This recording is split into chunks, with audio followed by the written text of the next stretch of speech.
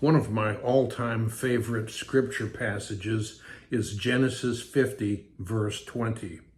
Joseph had been so hated by his brothers that they sold him into slavery, where he had endured false charges, imprisonment, abandonment, and hardships of every kind. Yet when the roles were reversed, Joseph assured his brothers that his forgiveness was sincere by explaining, "You intended it to harm me, but God intended it for good." Joseph grew up in a dysfunctional blended family.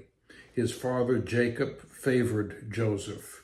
Joseph's half-brothers resented his preferential treatment and bristled whenever Joseph flaunted his special status in the family. When Joseph arrived one day wearing his flamboyant coat of many colors, checking up on his half-brothers, that was more than they could bear. The brothers plotted to kill Joseph. Read that in Genesis 37, verses 19 and 20.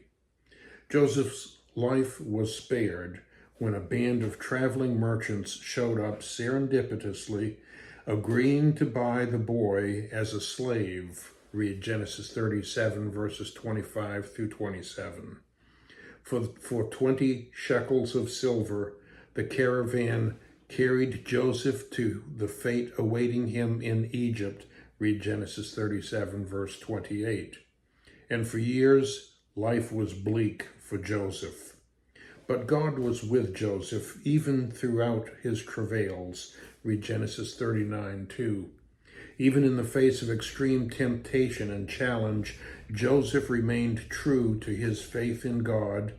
Eventually, God's plan fully materialized, and Joseph was placed in authority in Egypt, providing a safe haven for God's chosen people at a time of famine.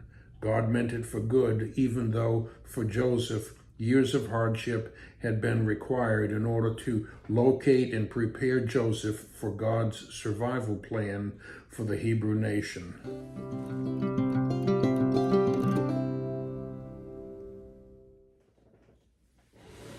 Does Joseph's story provide a prologue for coming events in today's culture?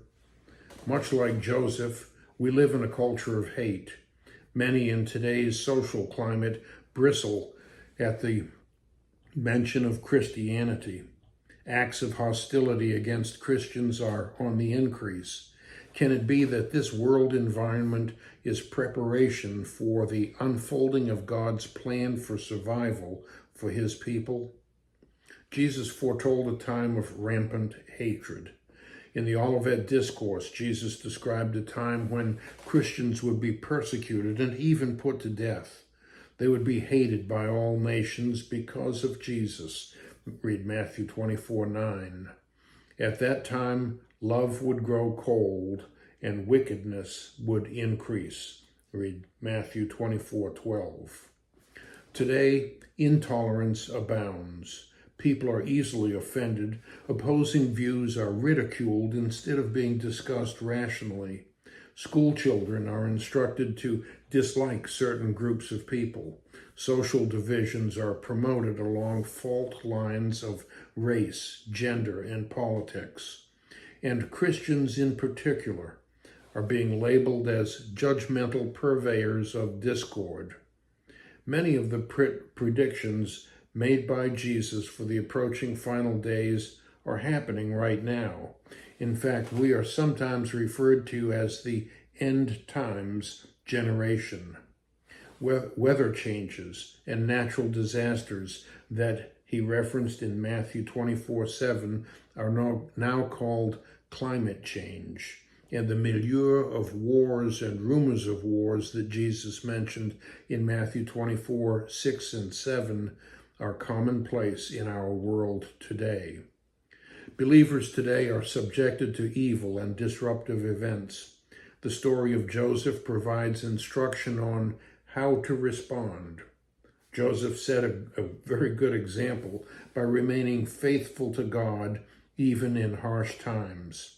He maintained an attitude of humble service, working as a faithful house servant an honest prison trustee, and an interpreter of dreams. Read Genesis 39:4 and verses 22, and chapter 40, verses 9 through 22.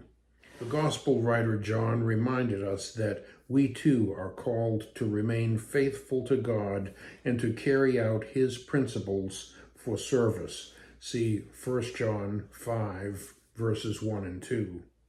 Earlier in his writings, John recorded Jesus' declaration that his disciples would be known by their acts of love. That's John 13:35. And Jesus instructed us to love our enemies, pray for those who mistreat us. See Luke 6:27 and 28. In some respects, Christians today are like Joseph, who was disrespected and put down by forces of evil during a time of a planned transition. And like the events in Joseph's life, God intends it for good. After all, Scripture promises that in all things God works for the good of those who remain faithful to him. That's Romans 8:28. And when the time comes for God's plan to be fully manifest, will we be able to avoid gloating or seeking revenge?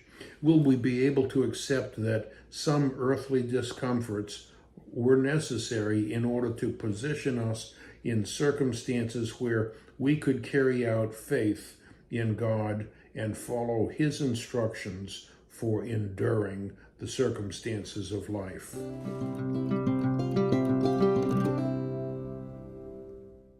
So as we reflect on God's use of the disruptions that others intend for evil, consider these questions for introspection, if you will. Question number 1. Are you able to see God making use of certain evils today in order to bring about his purpose? What are some examples? Question number 2. What specific actions are you taking to remain faithful to God even in these tumultuous times? And question number 3. How are you demonstrating the love that Jesus taught, love that extends even to our enemies?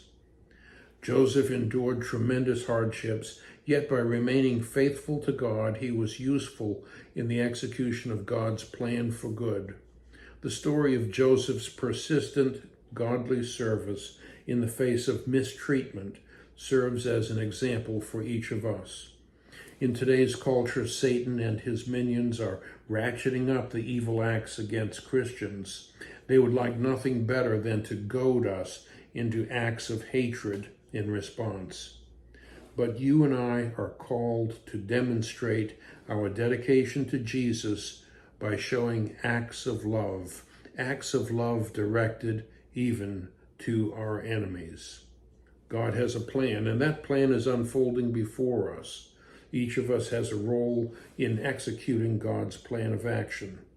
As we encounter evil in its various forms, let's remember Joseph's word of blessing offered to his brothers.